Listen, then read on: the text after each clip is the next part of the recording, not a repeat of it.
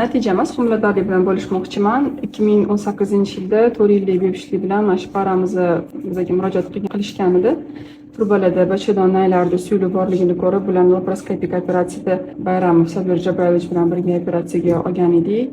Bachadon nay olib tashalgan, ikkinchisini o'tkazuvchanligi buzilgan edi, lekin bor bo'lgancha qoldirganmiz, lekin baribir endometrioz hisobiga eko programmaga yuborilgan. Birinchi ekodan bitta qiz farzandli bo'lishdi. Oradan bir necha yil o'tib, ikkinchi farzandliga homilador bo'lib o'g'il tug'dilar. Undan keyin yana bir necha yil o'tib yana bitta o'g'il farzand tug'ishdi va hozir 4-chi homiladorlikka kelishibdi. Mana bunaqa chiroyli tabiiy homiladorlikni ko'ryapmiz.